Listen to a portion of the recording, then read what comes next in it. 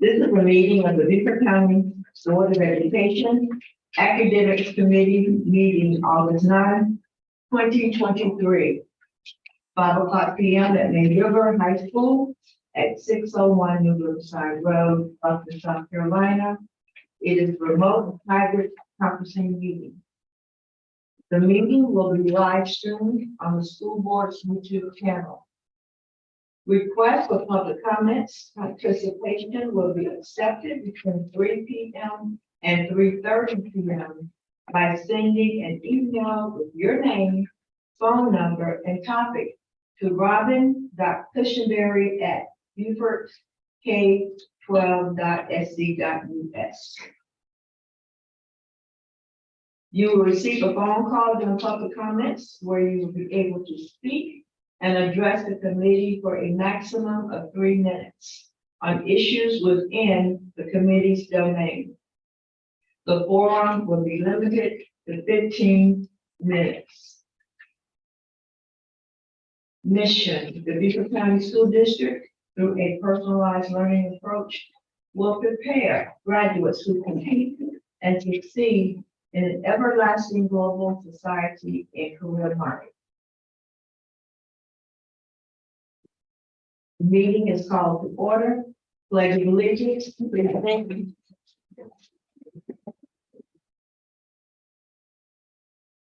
I pledge allegiance to the flag of the United States of America and to the republic for which it stands, one nation, under God, indivisible, with liberty and justice for all. Please be seated.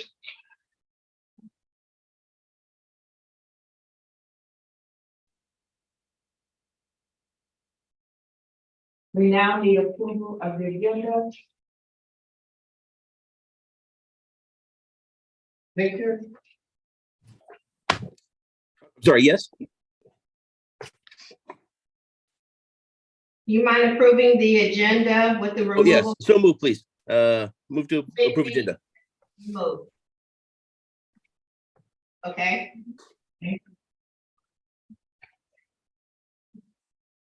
Ms. Gordon, it's a little tough to hear you, that's all.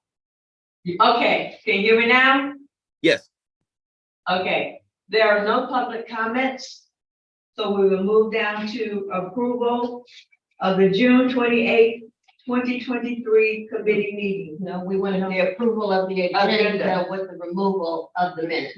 Okay, so that's been done. Okay, sorry. All right.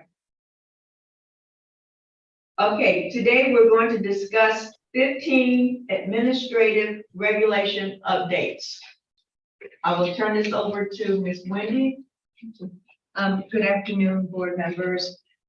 We have been working on a number of updates to administrative regulations because Ms. Graham, who works with Dr. White in Student Services, has been in the process of updating the student handbook. And we also were updating these regulations to be in compliance with the new laws that went into effect. And I want to thank everybody, especially Jillian Rowland and Ms. Graham and Karen McKenzie and Denise Unruh and her team, as well as Dr. Juanita Morel. We have all been working on these together as a team, and it's makes life really nice when everybody gives their input. Dr. White, I want to thank your team for their input. So I'm going to go through these and give you a brief overview. The first administrative regulation IS 33, Adult Community Education. We have reviewed this administrative reg with Dr. White, who is the head of that program. And in this administrative regulation, we have added our non-discrimination clause, which we're required by law to have a non-discrimination clause. We're putting that in all of our administrative regulations. Second of all, under criteria, as you'll see in the red, in addition to high school diploma, it is also called the high school equivalency diploma, HSED. Dr. Morel wanted to add that the subjects reinforce literacy and numeracy, and then you'll see C and D, some additional language, and that we comply with guidelines of courses that are outlined in State Board of Education regulations. Down at the bottom of page 1, an additional exception is when the Board of Education approves enrollment for students 16 years of age as directed by a court order or necessitated by circumstances deemed by the BCSD administration to be extenuating. Additionally, we have added on the back of page 2 here, the legal references to the Code of Laws and to section 5939-100 about the issuance of uniform diplomas.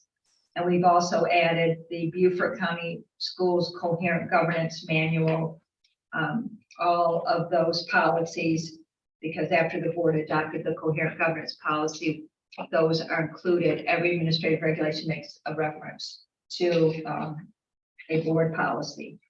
So that's the first one. You want me? Just a quick question about the procedure. Sure. With the adage on Roman numeral 5, on this situation of a 16-year-old, would that be handled as a 17-year-old waiver during executive session? Did that occur?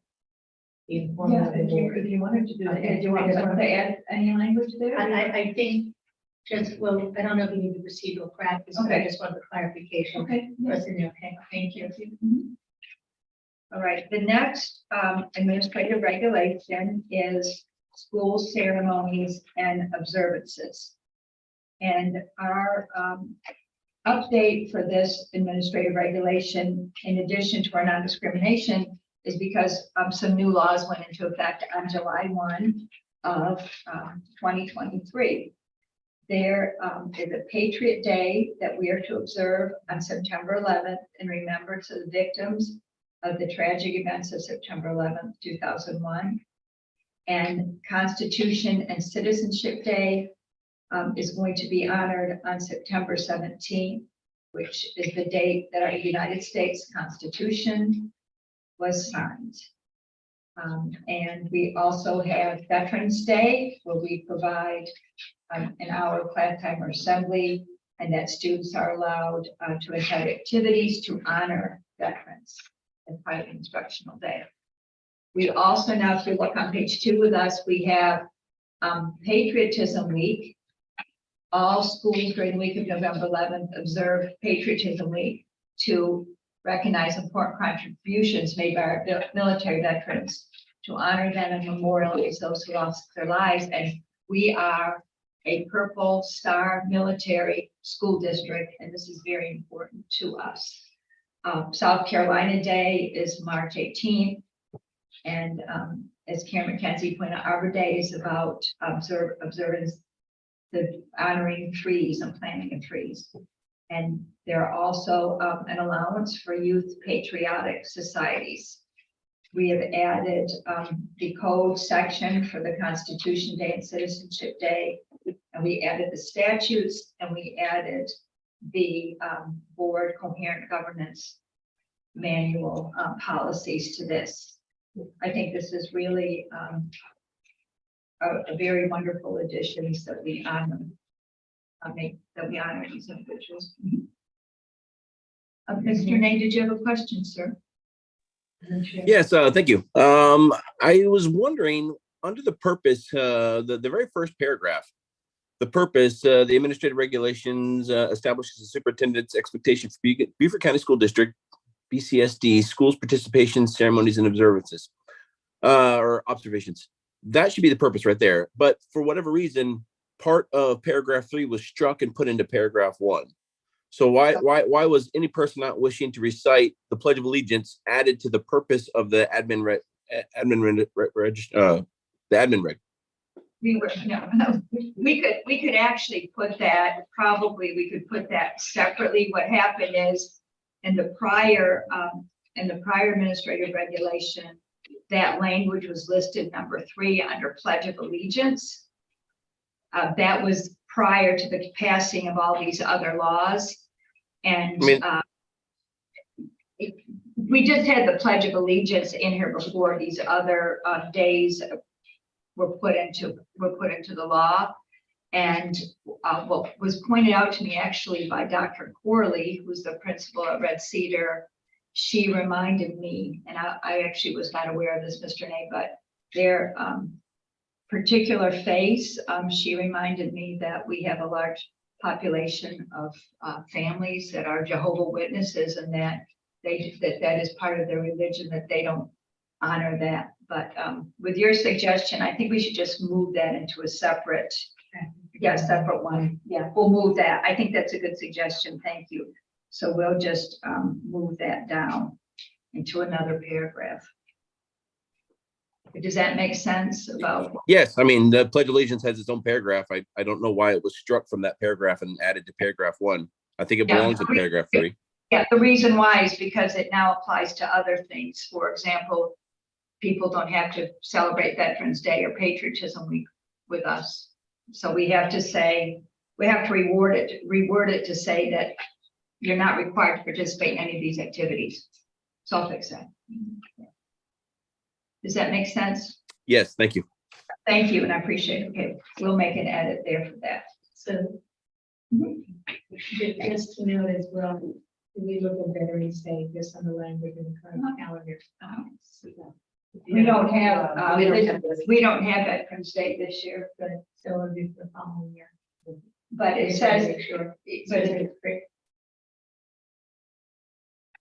will be on November 11th, Veterans Day, or on the school day immediately preceding November 11th. Right. If schools are closed on Veterans Day, but we can still honor Veterans Day on the 10th. Academically, we will on the 10th. Yeah, on the 10th, yes, we should honor that day. We should honor that day.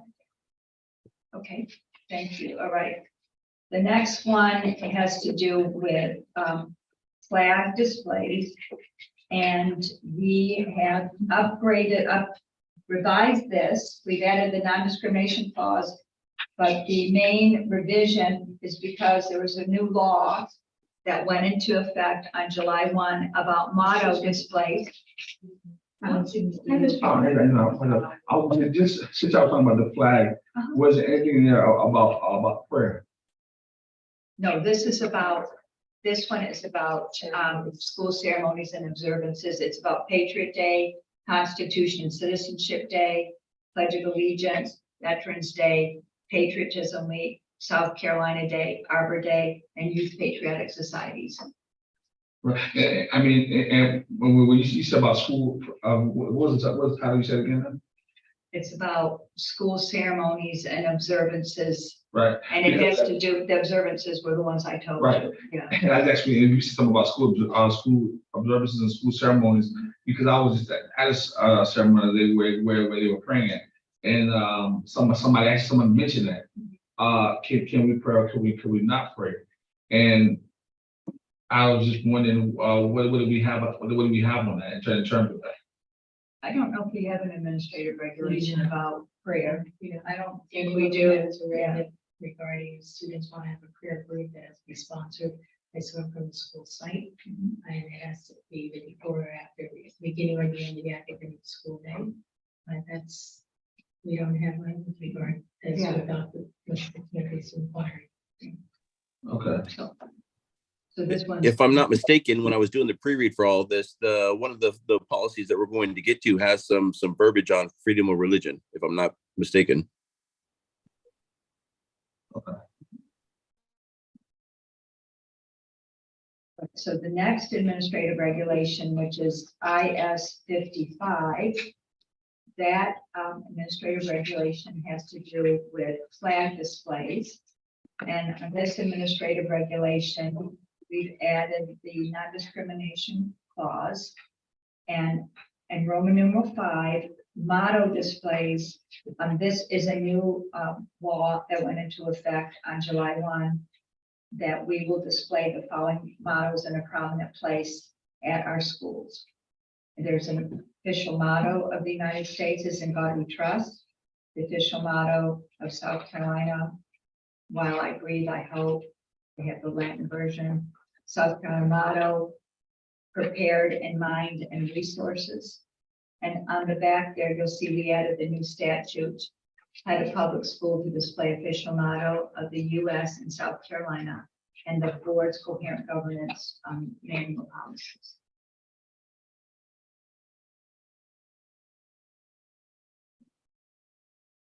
The next administrative regulation has to do with student attendance, and we added the non-discrimination language in there.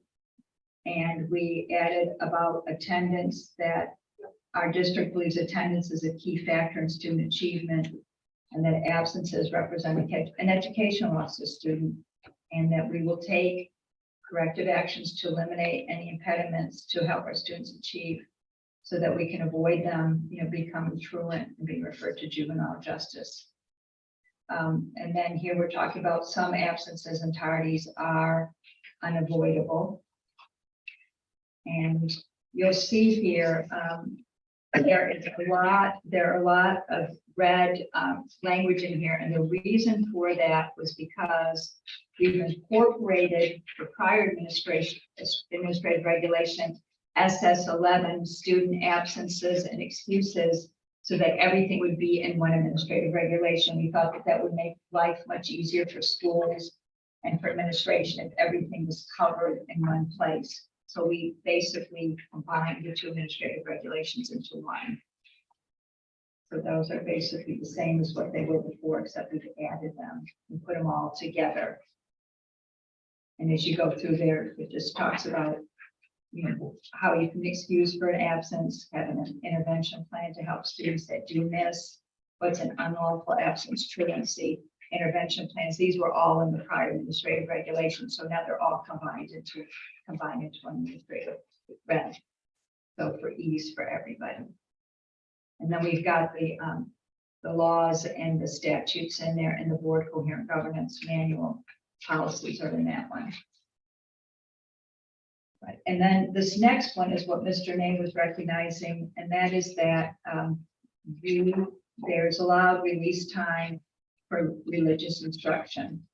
We have added the non-discrimination clause there, and that we just added the Beaufort County Coherent Governance Manual. There really weren't other changes that needed to be made to that, but that students shall be released at the written request of their parents for religious instruction. Right, the next one, student conduct on buses. With respect to this administrative regulation, 2 years ago, our prior director of transportation, we had worked with them closely on making improvements to this administrative regulation. And we have a new director now, and we met with her to see whether she had any changes that she wanted made to this administrative regulation. And so she did not have any other updates. So all we did was add the non-discrimination clause and the board coherent governance manual policies to that. Right. The next one, harassment, intimidation, or bullying. I wish that Ms. Graham was here, because as part of her new role, she, with Dr. White's approval, she is going to be implementing a program to stop bullying in our school district. And she was previously a middle school principal at Beaufort Middle School, and is well aware of the bullying problems that exist, particularly in that particular age group. And she is planning to go to the schools and to be meeting with staff to raise awareness of this. Our students need to understand that we're not going to tolerate this kind of behavior. It has a very detrimental effect on students. I'm sure you all have seen with the cyberbullying that some children have committed suicide. It's horrible. And she has a plan to educate and to stop this. So we've added in here the non-discrimination and about the identification and measures to help stop this bullying, and to teach our students, and our staff, but especially our students, what is bullying. And there's all different kinds of bullying. You can have the bullying on the basis of sex, that is covered in HRS 3, Title 9. That's sexual harassment and non-discrimination, and that combines for staff and for students. But the other ones that are in here that have to do with our students, talking about, bullying somebody on the basis of their race, color, or national origin, or bullying somebody on the basis of their religion, bullying somebody on the basis of disability, and bullying somebody on electronic communication. that all of those are harmful and detrimental. They're not going to be tolerated in our district. And part of the prevention, she is listed in here. We have the See Something, Say Something, that is through ClassLink or through our website. We have a Report a Concern that is on our website. And I really respect that Ms. Graham wants to prioritize prevention and to do education and awareness campaigns. And I believe, is it, Dr. Strauss, is it September, October, that's anti-bullying month? October is great work. Yeah, so also very good one. Okay, and so that will be, an educational, and, initiative. In addition, in here it talks about how those matters will be investigated right away, and there's discipline under our discipline matrix. So she is going to be working very hard on this. Like I said, I wish she could have been here with all of you, so you could meet her in person and she could talk to you more about her plans for this. She's worked very hard on this. And then we added our view for coherent governance. Okay, the next one is about tobacco use by students. And in this administrative regulation, we have added our non-discrimination. And this administrative regulation applies to anything that has to do with our district, on our property, on our bus. We are not going to have any smoking. It's prohibited. It's very harmful to our youth. It is a health risk. We have added in here that we're going to address the youth vaping epidemic. All kinds of tobacco are prohibited on our grounds. The definition for tobacco product has been expanded now because we really have a problem with this vaping and with this electronic smoking devices and the nicotine delivery system. So all of those are added in there. And nobody can wear any shirts or all that promote tobacco products or have any gear that does that. In the event that one of our students is caught with this, they are going to be referred to a cessation program. And thank you. And also there'll also be discipline action with respect to any employee that violates this provision. And our guests, our visitors are not allowed to smoke on our property. And we added in here the board coherent governance manual policies as well. The next one is, Mr. Nay, and I don't know if you've met Denise Unruh yet, but Miss Unruh is the nursing coordinator for our district. And she oversees the school nurses and is very involved in helping students to have a better health status and help some of the programs. So I wanted you to meet her. The next one is drug and alcohol use by students. And in this one, we have added our non-discrimination policy, and we have defined our prohibitions in more detail now to cover illegal drugs, chemical inhalants, medication prescribed or not prescribed for the student by physician, as well as alcohol. And we work with Beaufort County Alcohol and Drug. We have a program for our students, and any student that is caught with these drug or alcohol, they are referred to a program, an intervention program, to help them so that they don't progress to a higher level when they go on to college or higher ed, and to help stop this. And there's a sanction, it's a disciplinary matter if you're involved in this. We also have added about the possession of paraphernalia is prohibited.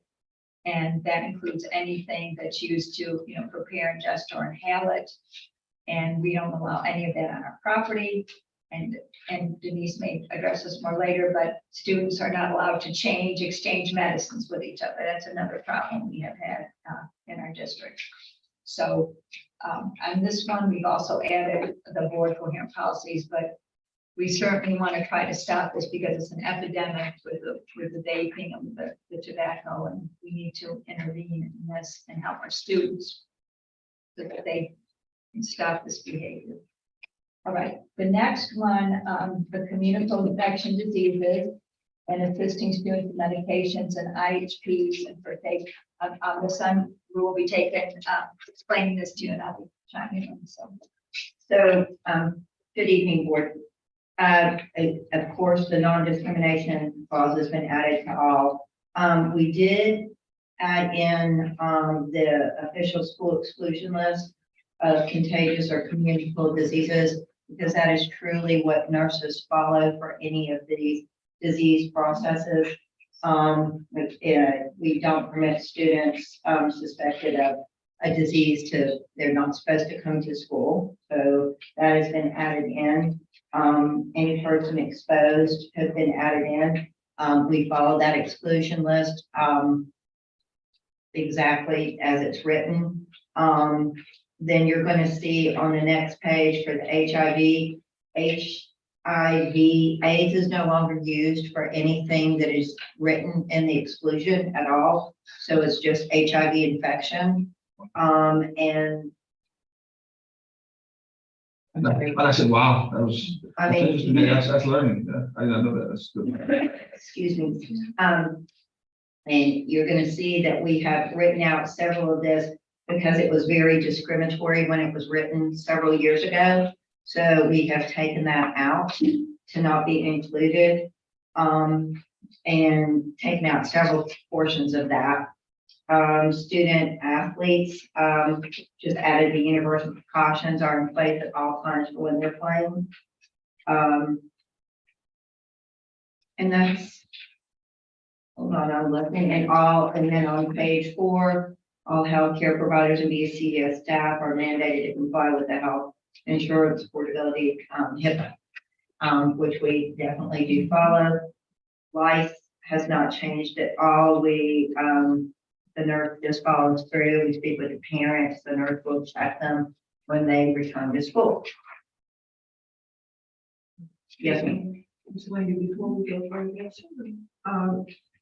Mr. Smith brought to my attention that we did not go over the release time for religious instructors.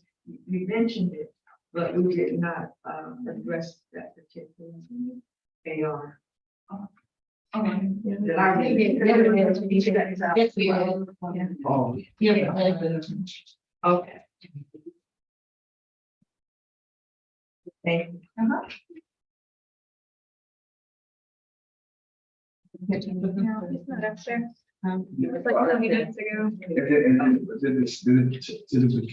say anything about the prayer in there?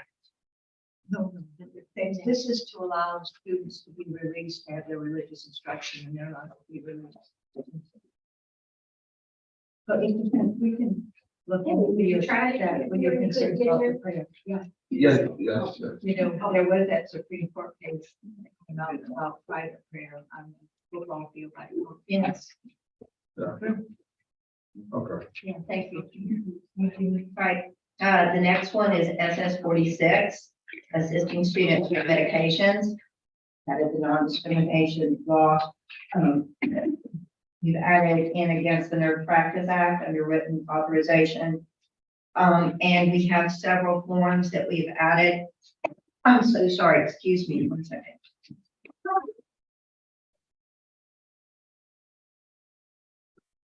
And we will go over those here shortly. Which goes and access this from the. No. Actually, all of these forms are on our BCSD website, just so you know. And then IT was gracious enough to link them all to every school to their page. So every school has access on their BCSD website. And this is on our main website as well, all of the forms. Okay. Yeah, and also I want everybody to be aware that we have an agreement with Beaufort Memorial Hospital. We have a medical consultant, Dr. Bechtel, and Dr. Bechtel helps us and reviews all of our policies and our procedures. So these documents that you see for our permission form, as well as anaphylaxis form, asthma, diabetes, seizure plan, self-monitoring, we've reviewed everything with Dr. Bechtel too, to get his input. So doing the best we can for our students. Correct. And the rest of this is all state. We added in, it's no longer a law prepared, we have electronic, e-learn. So, and that's what we document, each nurse documents in the school on. And, sunscreen, I was telling Jillian, the law just came Yeah, through. it's a new law. So, yeah, Yes, it's a new law. And they cannot use aerosol, but they can use a sunscreen lotion in the schools. We do have a sunscreen letter that we had initiated last year, so that if parents filled out that letter, that they could send sunscreen in last year, okay? We still have those. If we no longer need to use them, then we can just take them out. So is there a certain type of sunscreen that they're not allowed to use? They can't use the spray. Oh, They can only use the lotion, yeah. Because we can spray one another. oh, okay. And this is so important, and it's Yeah. so, the sun is so intense here in South Carolina. I'm so glad that this law's passed. Protect our children's skin. And then if you look, then you can see here our medication form is pretty much the same. We've added a few different things, on the top part. And then we've added asking them, if they have any allergies on here as well on our form, because that was not on before, on a regular medication form. And all of these, Brett is also going to tie these into our health card. All these forms are going to be tied in. Eventually, we're working on that now to be tied in when they're registered. We have added different forms. So the anaphylaxis, we've added so that they can just fill out this form, the physician can, and the parent can sign it for the EpiPen. And they'll let us know if they can be self-monitoring on that form. Asthma, we've got a separate asthma form. It is the same thing. The physician can fill that out, parent can sign, as well. We added a diabetes letter for, the parents this year, front and back, because we've had several issues the last few years about parents bringing us the medicine, about not sending us extra, and us calling the parents when we don't have, if they're not on a pump, not bringing us the insulin, and we cannot give them medication. So, you know, it's difficult. So now we're gonna go over this. The principals are aware of this. We'll go over that. And the parent and the nurse will go over this and sign it. We'll also include the student if they're old enough on that. And the seizure action plan truly comes from the Epilepsy Foundation. And we're using that. We do not have a separate diabetic physician form because a bulk of our students go to MUSC and the form I have is excellent. And if they go to the Savannah one, the form they have is excellent as well. So we don't ask for another one. We just take the form the physicians filled out for that. We have broken up our self-monitoring, self-medicating form from the 3 to the 2. So we've got a separate, they now included the self-monitoring, but the self-medicating form looks just like this. So self-monitoring, you only have to have that if you're a diabetic and have a pump. The only thing that we have to monitor. The self-medicating form there is available for the EpiPen, for inhalers, and for self-monitoring, self-medicating diabetics. Individual healthcare plan updates, SS 47. Add the non-discriminatory information, the clause up there. We then broke it up and added epi, asthma, and diabetic monitoring and diabetic medications by the student's licensed physician. We've added in the licensed healthcare practitioner. And we can revoke, which we've always had the ability to do that. They're self-monitoring or self-medicating, or if they are unsupervised and we don't want the children to share their inhalers or share their EpiPen or take it out and somebody gets stuck with it. So we would revoke that, or if we see that they are not able to take care of a diabetic is not doing their job. Usually MUSC will call us, we'll talk with them, and then we'll take them off of that self-monitoring, self-medicating. with the physician's order, obviously, and work with them, trying to retrain, get them more prepared. I have a question. Yes, ma'am. So I'm a diabetic, and also, encountered kids at school who are diabetics. You said that you can now have that authority from the hospital and you see to revoke. What are you revoking? So if we've got a self-monitoring, self-medicating student, Yes. okay, and they in any other way intentionally try to harm or hurt another student, that our district can revoke, okay? So if they're trying to share their Yeah. medication, is that what you said? If they're trying to share it, or they take the EpiPen at And back, there's if somebody, we don't want them to share their inhalers, No. either, of course, but we never revoke a self-monitoring, self-medicating. Usually, the parent will call us, or, we have a really good relationship with the, diabetic educator at NUSC. We talk with her several times every week at the different schools, and they are really good to work with us. And they'll say, well, this student just cannot do it. Their numbers are, their A1C has gone up. We're going to revoke their, self-monitoring, self-medicating. Can you work on, working with them and getting them to learn better? That's what I'm talking about. I'm sorry, I didn't quite let you. Gotcha. Because especially with the young diabetic youth, they're very, they call them brittle diabetic. Brittle. It's very delicate trying to regulate the blood sugar. And their diet's so important too, and sometimes we have problems with them eating candy and things like that. You have to be really sure. Thank you. You're so welcome. The next one is the first aid and emergency care, SS 48. Non-discrimination clause. We're gonna follow the Yeah, we're good. We're on the first stage. First aid. Okay, got it. We're following the BCSD emergency protocol for proper handling of medical emergencies. They'll initiate a hold. Should we have a 911 call go out? So it'll be a hold on that particular area. So the students won't move through, so we don't have any, if it's the nurse's office area, they won't be able to, other students be able to come back. If it's the playground, which we have several 911 calls from, sometimes nobody else can go out there and they hold.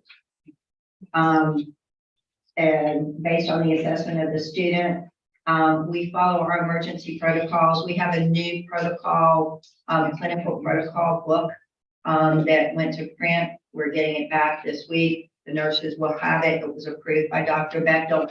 Most of it is the same. We have followed NASN, American Association of Pediatricians, and the DHEC exclusion policy. Once we get that in our binder, happy to share that with you all. But we have updated it with many of these items as well. And it's a much more, we show how to use Narcan in it. We show you how to use the life back.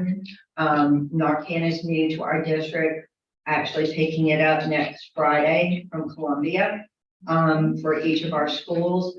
Our clinical protocol was approved by Dr. Bechtel. I know DHEC is supposed to be getting us a Narcan policy. As of today, they are still not done, and that is not unusual for DHEC. I'll be very surprised if we get it before school starts. But our policy has mimicked several of the other districts when we were looking at writing the protocols. We looked at other districts, we looked at Narcan, we looked at NASN, we talked with Dr. Bechtel, and I'm happy to share that as well. With anyone that would like that. It would only be inhaled. We're only getting, and they are, I asked because sometimes you can get a generic form, naloxone, instead of Narcan, but they are actually getting us Narcan because it has a longer shelf life. And that changes protocols too with training, because we have two different ones that we looked at. We're looking at it with the nurse one for naloxone, which sounds kind of silly, but it is different than the actual Narcan. And DHEC is giving us. Yeah, we're getting all those, but Dr. Bechtel, who writes for our EpiPens, which saves the district thousands of dollars a year, because we get that, I'm able to get that then from Eppies for School. He's also agreed to write for our Narcan for our schools. Beautiful. So we're very lucky with that. And then we just added, in the event the physician, parents, legal guardian, other position, persons named on the health card cannot be contacted, the school officials are authorized, obviously, to take whatever, action is necessary to protect that child and get them, calling 911. Yes, sir. I have a question. In the instance of, I think it's North Carolina, like when kids older or something like that, where a couple years ago they were giving them out publicly all across the county. Is that North Carolina? I remember a parent told me that, I believe that their kid went to one of these things in town and they had learned how to use the Narcan safely. And she was asking me, was there a problem for the kid to have a Narcan? I told her, I said, well, you can call the school, actually to the nurse, and then the nurse goes to the administrator. But she said, well, my child was telling me that some kids can have them. And I was just wondering, what's the protocol for that? I'm glad that we were going to move all this because I was wondering what was the protocol for that. Because I know that the kid has to take their inhalers to the nurse so that they need it, they go there and get them, right? So I was wondering why would they possibly not do that for Narcan, or is it because the kid can need it immediately, or? I have never heard of Narcan of a student carrying it. Doesn't mean they don't. Right. But we have never had to have that. The schools are all gonna have Narcan in them. They are not gonna be in our office, because if we happen to not be there, they're all gonna be housed in the front office, okay? So that anybody has access. And Jerry has done a great job with that Narcan training for all staff members. So everybody's gonna be trained on that. That wants to be. trained. Yeah, No but one's as far as a forced to student want carrying it, I mean, we haven't had to address that, and if that was, I don't think that we would want them to carry it at school myself, but that would be up to all of us, on the team to make that determination. See, I've not had one other nurse talk about in all my meetings of Narcan being self-carried at school.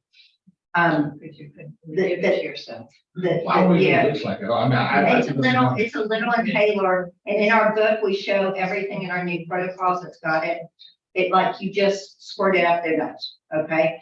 Now, the good thing about Narcan, and Dr. Watts will know this, is if somebody's out and you think that they've got an opioid and they don't, it's not gonna hurt them, okay? So we don't have to worry about that at all.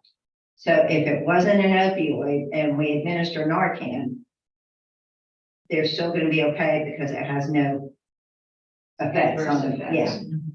And obviously Narcan is one of the medications that would be an automatic 911 call, just like VFE, just like a brain seizure, just like Diastat or Nasolam, Valtoco, any of the seizure medications.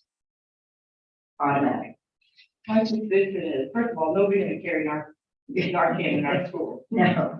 Why would they have, the only reason you have Narcan is if you're using narcotics, and you should not be in your school if you're using narcotics. Correct. So maybe the parent was confusing a Narcan nasal inhaler with actually some type of oral inhaler or nasal inhaler for like Seizures. respiratory disease, such as asthma or allergic rhinitis or whatever. There would be absolutely no reason any student or adult should have Narcan in their pocket whatsoever in our schools. Well, what I do remember is when opioid, whatever it's called, when the correct thing of it, when it first became, it started becoming all a serious issue and a serious matter in the town.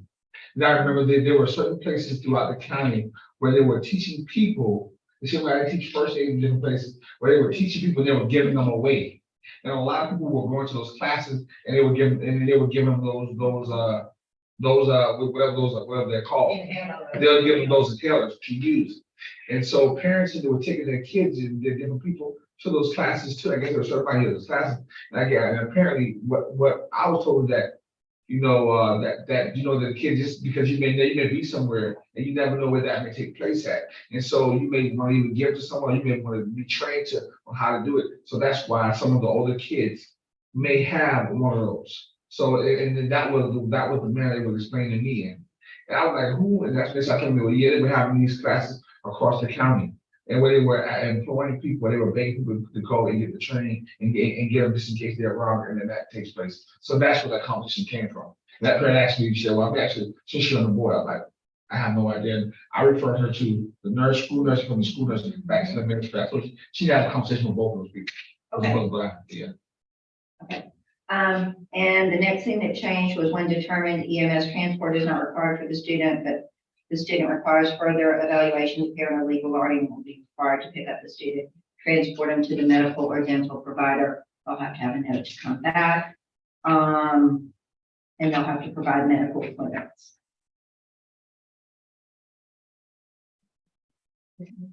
Are there any questions at this point? A lot of information. I just want It's to a make lot. sure that, board members and committee members, if there's a question, And could we real quickly, Ms. Gordon, is it okay? We fixed that one administrator driveway, remove the language. Can we just put it up there and show you? So yes, we're together. yes. And this was on the, about the school ceremonies that we're moving that out. for separate. Yeah. Okay, Thanks. so, yeah. So we just moved it back to where it was before, and then it will be there to say for any of those activities. That you don't have to recite the Pledge of Allegiance or participate in any of the observances listed below. So that would be, so Mr. Nate, thank you. It sounds a lot better there. I appreciate you doing that. Appreciate you. Thank you.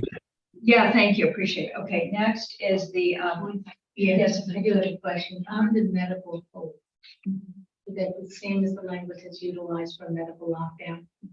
so, Okay, so because the medical code sounds so much better. Well, it matches the I love you. Yeah, okay. Okay, that will Because the be- alignment, yes. That's exactly, yes. and also, I'm glad you said that. Yeah. Dr. says, when we met with Dr. Rodriguez to review all of these, Candace Bruder, the Director of Communications, has developed a communication form about what hold is. Yes.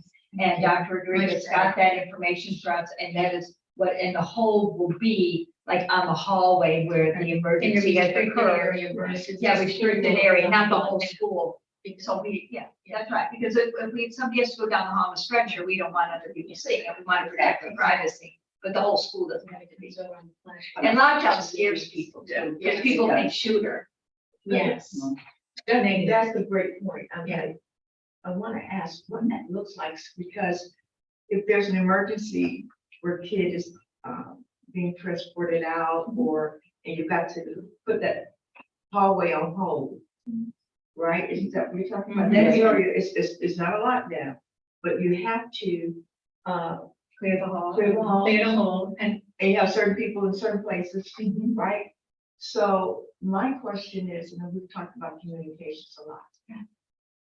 Will this be communicated to the, not only staff, but the parents, because kids are going, we were on lockdown, we couldn't go down, but it's a whole, the medical. the medical. And I've seen it, kids still want to come down the hallway because they want to see, right? So what does that gonna look like? How you gonna- Well, Candace has developed a wonderful protocol that lists all of those things, so I would imagine she's gonna have it posted on our website, under our parent section.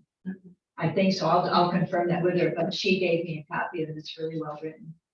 This is a scary thing to see a child being transported Yes, it with is. ambulances. And also, we have to move really fast, we have an emergency like that. But I think the flip side also is when it's a lockdown, it's almost supposed to be lockdown, and Yeah. it takes away your confidentiality, like Mary calls it lockdown versus Yeah. self-hold Yes. in an area. Yeah. Lends for a little more confidentiality for my medical condition. Mhm. That's why I had to ask, because big difference, nice. Yeah. Very nice. Good, thank you. Appreciate it. Okay, so the next one is the mandatory reporting of child abuse. And that one, we need to, Robin, but I'm not sure we do this, but. Yeah, so just, we just wanted to tell you, this was actually before we made. That's okay. We have the non-discrimination. And then under district liaison, the superintendent's designated, Dr. White's called the student service officer, and she may appoint a designee to serve as the BCSD liaison with DSS. And then in paragraph B, we're just changing it from school attorney to BCSD general counsel.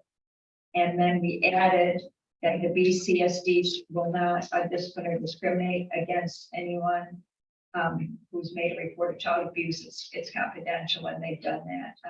We're all mandatory reporters. We all are required to report. And then we added the coherent governance, and this made sure the statutes were up to date on that one. Okay, and then the last one that we need to go over with you today has to do with student records. And with this, we were doing a lot of looking at FERPA and how we could improve this administrative regulation. We first added our non-discrimination clause, and we have defined Family and Educational Rights and Privacy Act, FERPA.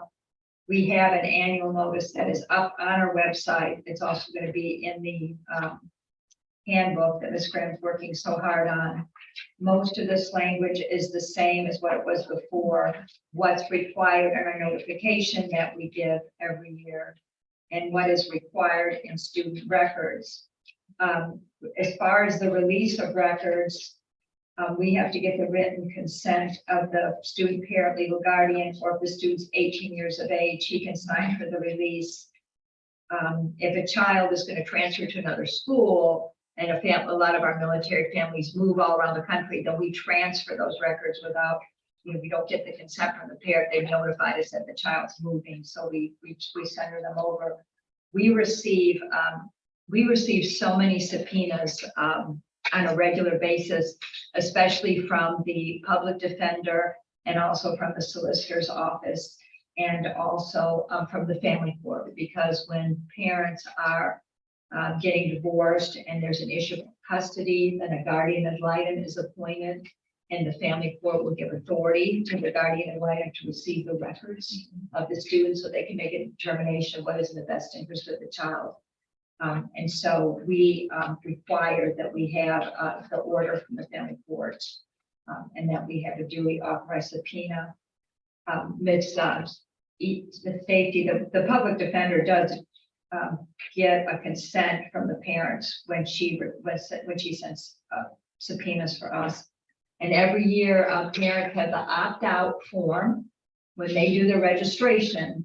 If they do not want their child's information listed in a directory, then they inform us that they are opting out. They do not want any of that information to be given out, and so we will honor that. And then we keep records, and we move some of the things around from before. And if y'all will go with us, we made some changes, records made by a staff member, and basically what the FERPA law says that if an employee has like personal notes that are not considered part of the, they're not considered part of the record as long as they keep them separate and don't put them in the school files. And then we talk about transferring to another school. We have to do that no later than 10 business days after we receive a written request from the school to which a student is transferring.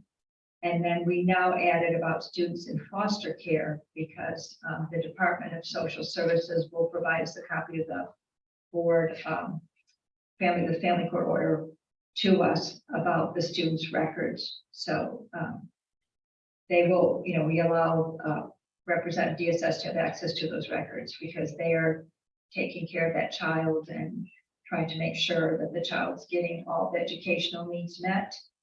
And we had a case where we did not provide educational records within 45 days.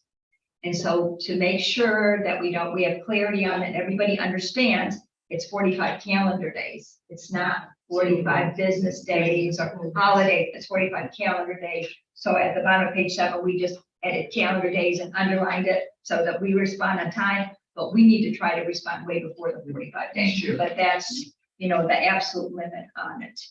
And also under FERPA law, parents have the right to inspect and review their students' record. unless there's some kind of restraining order on them, they don't have access, but parents can come in, they can look at it. And if they find that something is inaccurate, then they tell us and we have to, make an amendment to the record. So, and then if the district didn't agree, it's never happened since I've been there, but they would have a right to a hearing challenge information in the file. I've never seen it happen, but it's still in there in FERPA.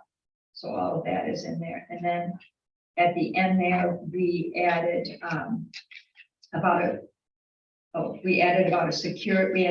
records provided to Department of Juvenile Justice. And we can't remove items from the student's record.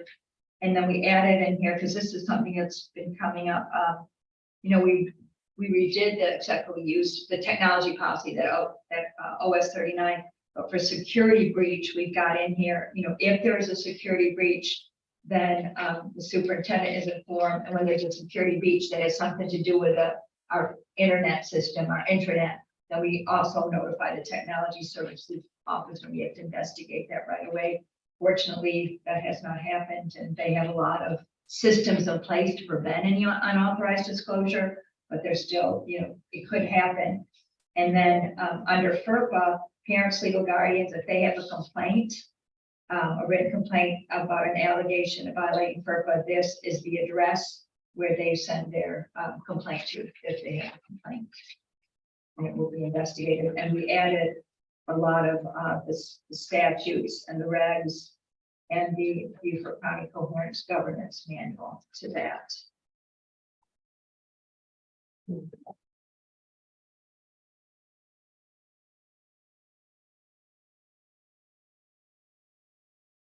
Okay, we have discussed all 15 of the administrative regulations updates. Are any questions? Mr. Nay? No questions. Thank you. Welcome. Dr. Claus? No questions, thank you. Smith? Want to make all of you? And I want to thank everybody here for working so hard on this. Oh, thank you. Jillian is amazing. Amazing. I work with really wonderful people under it. And I thank Robin and Molly for organizing all this material. Always. They're all. Are there any future discussion items or topics, Mr. May? I don't have any. Thank you.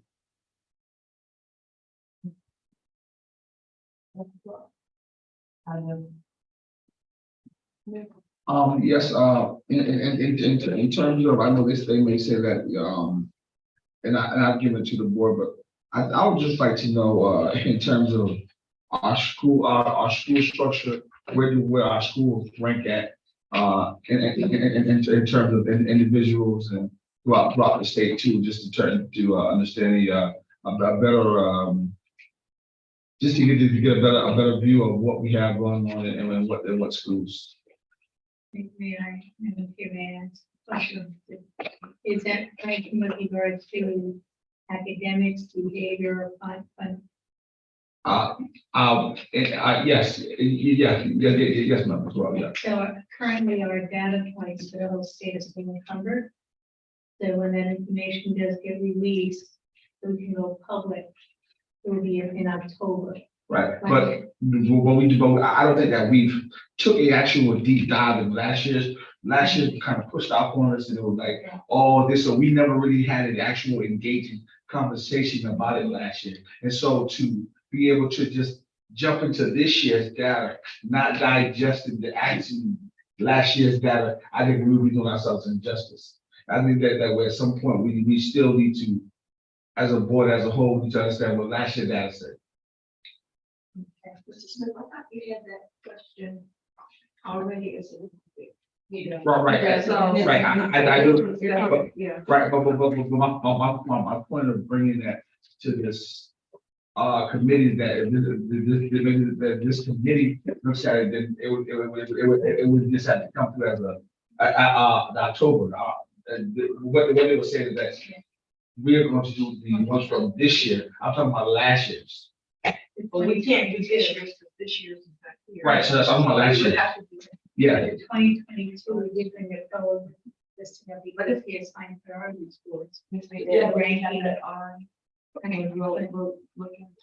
Well, Meredith said it was brought forward with the TSI with the priorities. So that information had been brought to the full board before. At length, but I just want a deeper understanding of the question of ranking then. Well, I don't think we ranked our schools in terms of, at that time, like as in state, and where they are in the district. In the state. Yeah, right, and also even in the district, I don't think we ranked our elementary schools, our high schools, our high school is this number, so I don't think that we looked at those numbers, and to me, those numbers are very important. As a board member, I don't remember having those conversations. I think those conversations are very important. We did present the schools of excellence and the report card ratings. We did. Well, what we could, when you forward that information to me, and let me take a deep dive. Yeah. Thank you. Thank you, Robin. If you have it available, I'll just show it to you where it is important. Should I you did. have it? Yeah, we do have. Under the edification of the committee, the state reporting system rally this year was start with doing more ranking system. So that type of, what you're asking for will be a standard for the state coming forward out of their accountability. Because we should just recognize that we will. They have done the state comparison analysis, or they are putting on those steps. So that is going to be something that will be a common, like the normal, it'll be common Right, from one 'cause- district to the other. So that Right. is something actually coming out of the Department of Education. I'll tell you, Yeah. thank you, Mr. Campbell, do you have anything? Mr. Camp, take your own meeting. No, I don't. Thank you. No more questions, this meeting is now adjourned.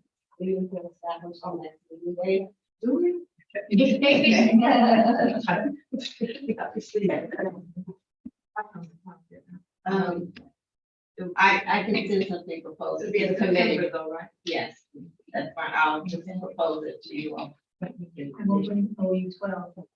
From that meeting. So future topics would be only 12. Yes, ma'am. And Okay. Dr. When is your, you, I think that you're on the work plan, I want to say maybe October, November, on only 13 and 14. Yeah, let's see what those are due. I don't have your work. I don't have the work plan in front of me, so I would have to get the work plan today and get. Yeah, just let me know if I can. Also, Right. also, we'd like to know where the guys come from, our guys comments at as well. So now whether it can be, that was something to that has been on that list. I mean, that can come to this community as well. For the school counselors, for the. So we can know where our guys departments is at. As part of 12. I think That's part of your OE. Yeah, one of them on terms of. Good, great. And the target is already on the OE. That's, yeah. That's part of- Because it's been on the board, list for a long time, that they haven't got around to. Any more topics?